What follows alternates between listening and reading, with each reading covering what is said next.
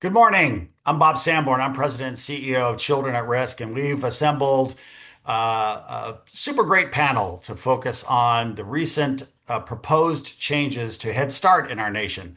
And so we're trying to do national coverage here, people from a number of different states. So it's going to be a lively conversation around what some of these proposed changes mean and basically why we don't think they're a really good idea. On the panel today, for the press are Dr. Teresa Granillo. Teresa is the CEO of AVANCE. She's a national organization focusing on early childhood education. Don Owens is with us from Alabama, the director of the Montgomery Education Foundation. Don, thank you very much for being here. From Florida, Wanda Minick is the executive director of the Florida Head Start Association. She's joining us from Tallahassee. We're excited to have Wanda here. From Dallas, Kriston Jackson-Jones, the Vice President of Early Childhood Programs with the Child Care Group. Thank you very much for being here, Kriston. And Mary Garr is with us, President and CEO of Family Service out of San Antonio in Texas. Thank you, Mary, very much for being here. And then last but certainly not least, Kim Kofron, who is the Executive Director of Early Childhood Education with Children at Risk out of Texas. Thank you very much, Kim, for being here. Head Start has been around for a long time, and I'm proud to say that it was a Texan who's in the White House who got this going, right? Lyndon B. Johnson, LBJ, decided that in his war on poverty, one of the big bangs for your public dollar was going to be focusing on early education. Head Start was proposed as a way to end the cycle of poverty. And for 60 years, what's sort of interesting about this is that it's performed remarkably well. Right? We have seen great things happen in terms of breaking that cycle of poverty, in terms of preparing kids, certainly low income kids, to do better academically in school. So this has been a great success for us. It's no surprise that every state represented here is a red state. Because we want to show you that whether you're in a blue state or a red state or a purple state, whether your parents are Democrats or Republicans, in the end, your children are just children, just children. And these children need all the care possible, and they need all the advantage that we could give them so that they can be successful, so they can contribute to a nice economy in our country and in our states. And so when we think about how do we get kids ready to prepare, and we don't think ideologically, what it comes down to, what does the evidence show? The evidence is very clear here that Head Start is one of the ways that we're going to be very successful with these kids.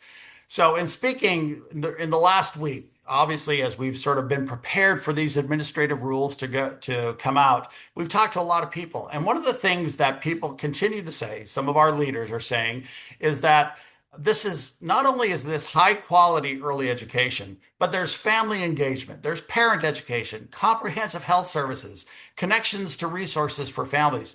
So again, both sides of the political aisle can all agree family engagement, high quality early education, these are great things for our kids. And so this newly proposed reducing federal burden for Head Start programs sounds really great. I mean, who wants federal burden? So we all want to reduce that federal burden. But think about some of these federal rules and what they really will do for us. And in many ways, these just make it easier for Head Start to fail. And when we go to the doctor, we want there to be federal rules to say this doctor had to go to medical school and to be licensed. We want our lawyers to be able to have passed the bar. There are rules that aren't burdensome. They're actually better for the general public. And the rules that we have for Head Start right now are really good. They've worked for 60 years. So we support efforts to reduce unnecessary federal budget, but this cannot come at the cost of childcare quality, accountability, safety, or that family engagement, which we think is so very, very important. So when we think about these things, the rules that we're talking about are classroom ratios, instructional time, disability services, family engagement, bilingual supports, programs that rely much more heavily on state standards of care, which vary widely across the country. And so what we want is for these federal requirements to really be intact, to really focus on this high quality early education. Finally, I have to say that we are deeply concerned by the reduction of bilingual education supports. There's this whole focus that everything should be done in English. What we know for these very young kids is that we want it to be in English. And you only have to visit San Antonio to understand that kids move into speaking English pretty quickly, right? But you want them to move into it. You don't want to throw them into the end of the pool and say, swim. You want them to start off very slowly. It's not going to take much time, especially at this age, for these kids to get up to English. But just by throwing them into the deep end of the pool is not the way to go. And so while there's 60 days of public comment, what we want to see is that we make sure that everyone understands that this is a threat to high quality early education in our country. When we start playing around with Head Start, when we start sort of taking out those foundational things, the house is not going to stand without that foundation. We want Head Start to be around, but more importantly, we want it to be robust. We want it to really be fulfilling the needs of children, fulfilling the needs of family. I think that's the real important thing today. So yes, we have people from Texas, we have people here from Florida, from Alabama, and the idea is to say this is something that affects all of us, but more importantly, this is something that really impacts our children. We want kids to be successful. And by having a high quality Head Start, not only is Head Start good, but it sort of sets a really nice example for other early education centers across our states for them to really be performing well as well. So, without any further ado, I'm going to go to Teresa Granillo, who's the head of AVANCE, national organization focusing on children. And after Teresa's remarks, I'm going to ask her some questions in Spanish for the Latino media, la prensa latino, para que tienes algunas cosas en español. But first, Teresa, give us your take on everything that's happening here. Yeah, thank you so much for having me here this morning. For more than 50 years, Avance has walked alongside children and families to achieve social and economic justice, and Head Start has been an important part of that work for generations. As one of the largest Head Start operators in this state of Texas, I want to be very clear. We do not support the proposed changes to the Head Start performance standards. These standards exist for a reason. They protect quality, they protect children, and they protect the families who depend on Head Start. At Avance, we know from our experience that quality matters. We know that when teachers have fewer children to care for, they have more opportunities to interact with each child, to respond to their individual needs, to build relationships, and to provide meaningful instruction. Adult to child ratios are not just numbers on a page. They directly affect the quality of the experience a child receives. Though the ratio issue is big. If we remove those standards, we cannot assume that quality will remain the same. We also know that quality means meeting children where they are. And for many children in Head Start, that means supporting them in more than one language, as Dr. Sanborn just talked about. 1/3 of children in Head Start are dual language learners. These children are learning English while also developing their home language. We know that it happens quickly. And the research and Head Start's own resources are clear. Supporting a child's home language helps build the foundation for learning English and for later learning. So, an English only approach is not simply a change in curriculum. It works against what we know about how young dual language learners develop. At Avance, we believe a child's language and culture are strengths, not barriers. A child should not have to leave their home language at the classroom door in order to learn. Finally, I want to talk about something that may sound less visible to the public, but is absolutely critical: leadership and administration. The proposal would reduce the allowable administrative cost cap from 15% to 5% of a total program costs. That is not a small adjustment. This is a 2/3 reduction in the allowable administrative cap. And we have to be honest about what that means. Head Start programs need strong leaders. They need people who can recruit and retrain qualified teachers, manage complex programs, build community partnerships, ensure compliance, support staff, manage facilities, all of these things. Leadership is not overhead. Leadership is infrastructure. If we don't invest in strong leadership and the systems that support quality, programs will suffer. And when programs suffer, families suffer and children suffer. We cannot ask Head Start programs to deliver a comprehensive, high-quality program while we simultaneously take away the resources that they need to operate well. At Avance, we believe the answer to the challenges facing Head Start is not to lower the standards. It's to invest in Head Start, invest in the workforce, invest in quality, Invest in the leaders who make these programs work, and invest in children and families who are counting on us. For more than 60 years, Head Start has set a standard for what comprehensive early childhood education can look like. We should be raising the bar, not lowering it. We can do better than asking, how much can we cut? We should be asking, what do children need to thrive, and what will it take to provide it? At Avance, we know the answer. Children need safe, nurturing classrooms. They need teachers who have the time and resources to know them. They need to be supported in their home language as well as learn English. Families need comprehensive services and trusted relationships, and programs need strong leadership and resources to deliver on that promise. Protect the standards, protect the quality, protect Head Start. Because when we protect Head Start, we're protecting something much bigger than a program. We're protecting the future of our children and families. Teresa, podemos hablar un poco en español para la prensa latino. Sabemos que cuando estamos hablando de reglas de Head Start, también estamos hablando de la calidad del programa, del éxito de los mismos estudiantes. ¿Qué es la cosa más importante que tienen que saber nuestros padres que están escuchando? Sí, es más importante es sigan enviando sus hijos a Head Start. Nuestros maestros y nuestro personal sigue aquí para apoyar a sus hijos y sus familias, como lo hemos hecho durante tantos años. Pero ahora necesitamos que ustedes también hagan escuchar su voz. Las propuestas que podrían cambiar Head Start podrían afectar la calidad de los servicios que reciben nuestros niños y nuestras familias. Entonces, los padres tienen una voz poderosa. Enséñala. Sí, úsenla. Pueden llamar a su representante del Congreso.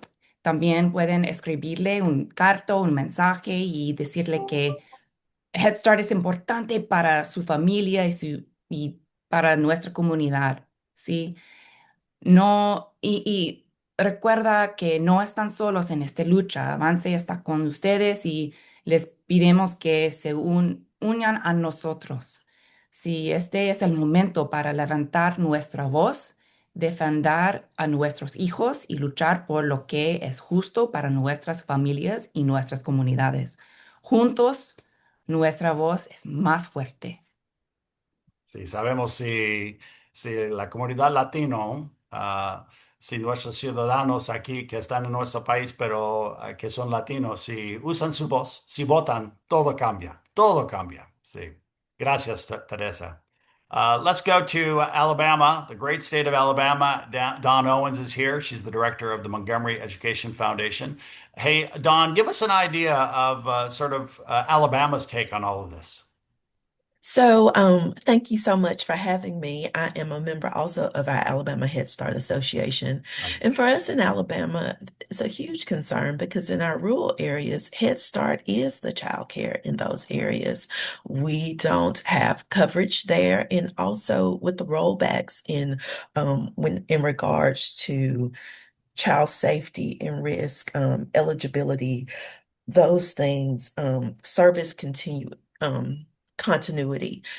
We have healthcare deserts. There are not enough dentists. So removing those requirements would be a huge detriment to those communities, right, that rely on the services that Head Start provides.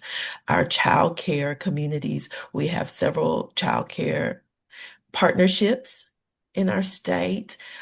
What would happen to those with some of these changes, where Head Start supports high quality in existing childcare programs and partners with them in those spaces. We are very, very concerned about what this would do to our programs in Alabama. Don, let me ask you around, especially rural Alabama that leans on Head Start so much.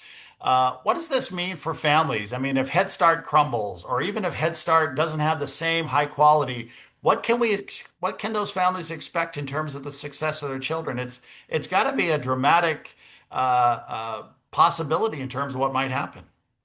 Yes, because Head Start is a staple in rural communities where there's no childcare. There are some counties where there is not childcare. There is just Head Start. And so families rely on that to work.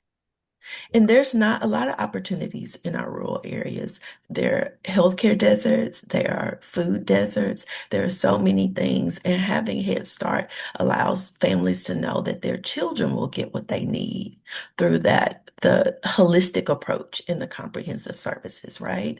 Also, families, Head Start is trusted and families have relied on them, we know, for 60 plus years. And so that would be a huge loss to the communities that are the rural communities served by Head Start. It would really hurt those families. Yeah. Don Owens is out of Alabama. She's the director of the Montgomery Education Foundation. Don, thank you. Thank you very much. Wanda Minick is with us. She's the executive director of the Florida Head Start Association. So out of Florida. Wanda, give us what is the take from Florida, and how can this impact Florida families if Head Start were to come crumbling, or just these lighter, this lower quality standards? Yes, thanks, Bob. Thanks for having me as well. So since 1991, the Florida Head Start Association has represented the Florida's Head Start, Early Head Start, our migrant and seasonal Head Start, Early Head Start programs to advocate, lead, and enhance in the education, health, and social services provided to families by Head Start. We currently have 128 grantees in the state of Florida, serving over 40,000 children and families, including pregnant women. The Annie Casey Foundation Kids Count, I'm not sure if you all are familiar with that, but they rank Florida as 35th in the nation for child well-being. And in those key areas that they focus in on, it's on economic well-being, family and community, education, and health. Head Start touches all of these areas in one way or another, including services to pregnant women, childcare, early learning, health and wellness, parenting, support and engagement, and nutrition services. With a notice of proposed rule like the one we're talking about today, removing requirements that fundamentally change what Head Start is, Florida's state-funded early care and education system is unable to replicate these services at scale. And with a ranking like the Kids Count in Florida, we need these Head Start services to stay intact. We need to be able to expand these services, not reduce them. The Head Start the Head Start program performance standards, I want everybody to understand that these are regulatory requirements. They are to ensure that children receive the developmental screenings before delays become a lifelong barrier. They connect families with health and mental health services. They give parents a voice in their child's education and help programs maintain safe, high-quality early learning environments. And some of the concerns that we see here in Florida that we are looking into is obviously class size. When you increase class size and reduce teacher workforce, that's a huge concern for us in Head Start. Currently, the Head Start program performance standards ratios for our babies under 36 months are 2 teachers to 8 babies. The Florida standards for 2-year-olds is 1 teacher to 11. That's a huge significant difference. In our 4-year-olds, the Head Start program performance standards ratios are 2 teachers to 20. Florida standards are 1 to 25. Shocking, I know. And this NPRM is saying that we're able to serve more children. However, it's coming at the cost of increasing enrollment and diluting the quality, like you alluded to earlier, Bob. So we are very concerned about all of the requirements of all the classrooms instruction also to be included and conducted in English. And this proposed rule removes standards for serving dual language learners, including supporting a child's home language alongside English and conducting assessments and family engagement services in preferred language of the child and family. We see this as a contradiction in what's in the Head Start Act. And the Head Start Act is the law, and that cannot be changed unless it's reauthorized from Congress. The Act does not authorize English-only mandate, and historically, Head Start regulations have interpreted that act as requiring support for both English and home language. And as you said before, Teresa alluded to it in what she said, that research shows that effectively supporting dual language learners, education programs must be responsive to child and their family's first language successfully to transition to speaking English proficiently. We see all the positive impacts happening every day in Head Start, and this program serves as a lifeline to our most in-need children and families. It helps parents go to work. It helps parents go to school to get their education and degrees while their child is in a safe and nurturing environment. And we call on the community and all your community partners to come together and submit comments before the deadline on October 6th. Wanda, I think all we need to really do is put some of our political leaders in a class by themselves with 25 kids.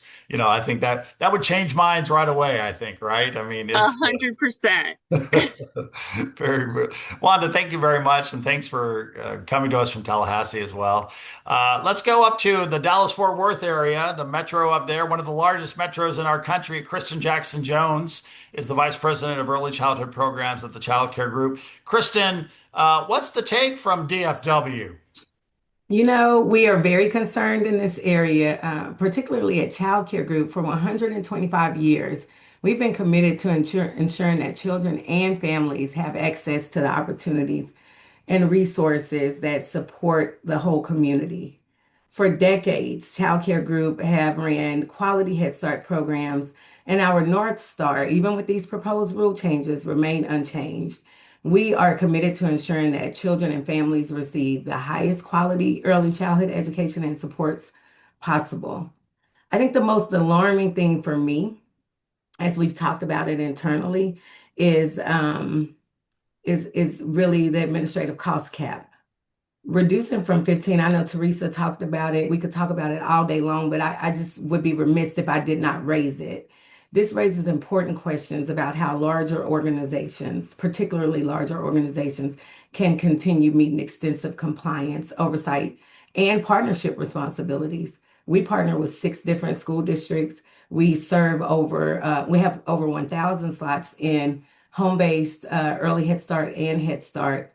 And we all, again, I said we partner, but I just don't see how this could be helpful to programs, particularly when the proposed rule is focused on raising the bar in some areas like nutrition and food, which would be a burden to TDA because it runs, we have to get funds from TDA for CACFP. So the unintended consequences of these proposed rules are very concerning to us. And as we've talked about it internally, we've kind of landed on the goal should be smart accountability, not less accountability. Quality matters, relationships matter, accountability matters. We understand that. But as the federal government explore ways to reduce federal burden, we should focus on eliminating unnecessary administrative complexity while preserving the systems that keep children safe. And raising the ratio. I know everybody have talked about it, or even allowing for state ratios don't keep children safe. Continue to support families and ensure high quality early learning experiences. Kriston, thank you very, very much for the work that you and all your colleagues are doing up there in the Metroplex. Thank you so much. Let's go to San Antonio, and Mary Garr is with us. She is the president and CEO of Family Service. And Mary, what's the take from San Antonio? The 7th largest city in the nation. I know. And I always say, if you're in San Antonio, don't worry, someone will tell you it's the 7th largest city in the nation. So, Mary, what is your take?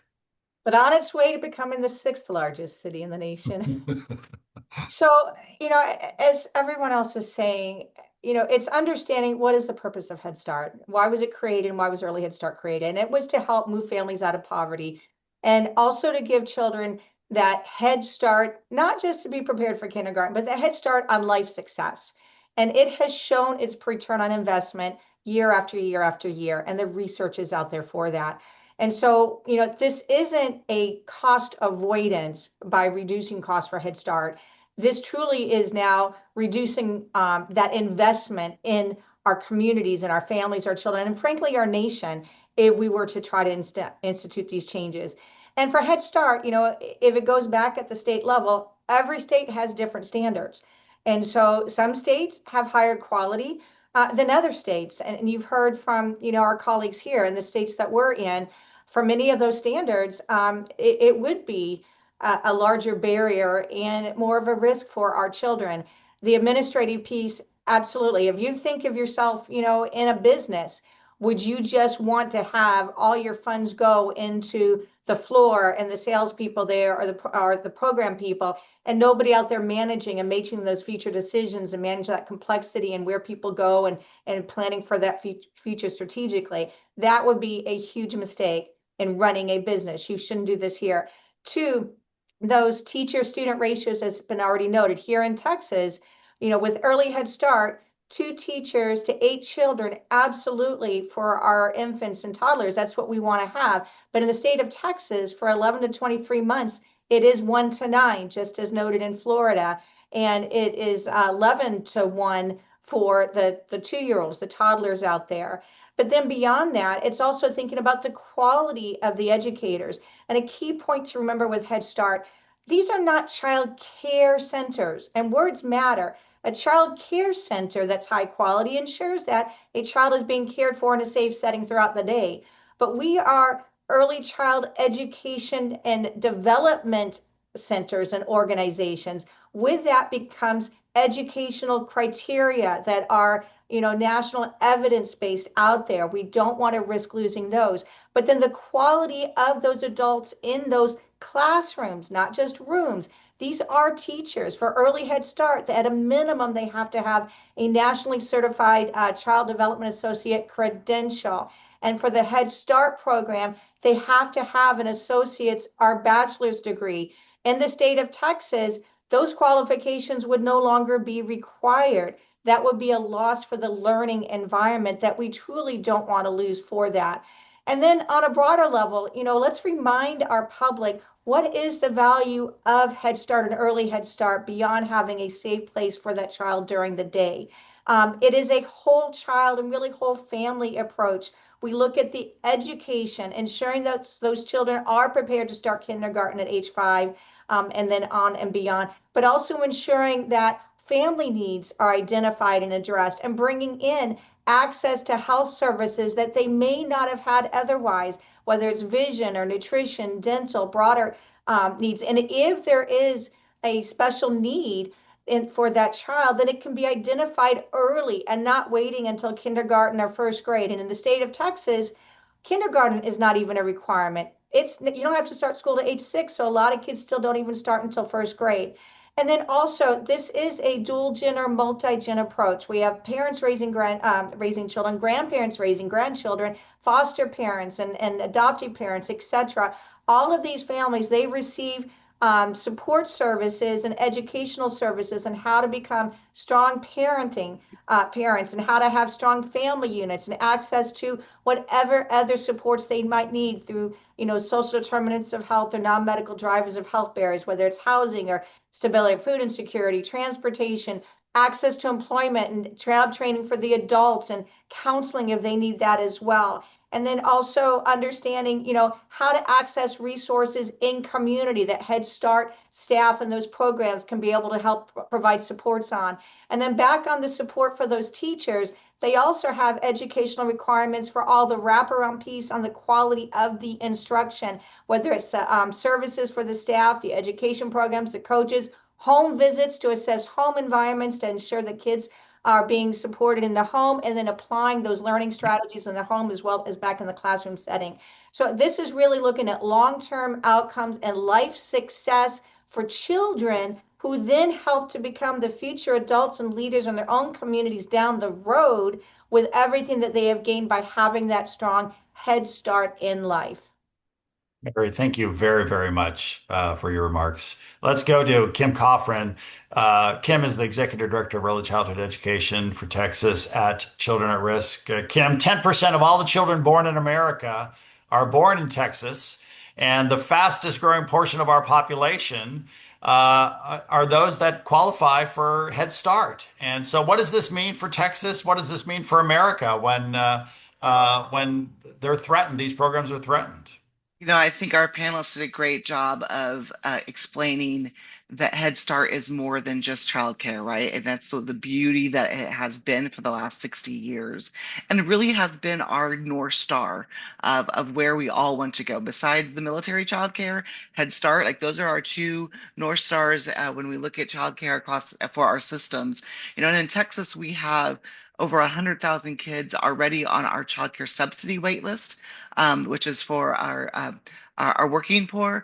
And so if Head Starts go away and we add to that pile of children, and similar to Florida and Alabama, our state can't absorb that. We don't put enough money into our system already, let alone to add on to the Head Start piece. And I think that's the other thing as I listen to Wanda and Dawn from Florida and Alabama. No state is ready to oversee Head Start. None of us have the infrastructure. The NPRM talks about how they're giving the control back to the states, but the states aren't prepared and aren't set up to do that. This has been a federally funded program that goes straight from the federal government to the local contractors and grantees. And those grantees then can serve their community based off their unique needs, meeting the standards, but all have their own flavor. Dawn talked about rural Alabama.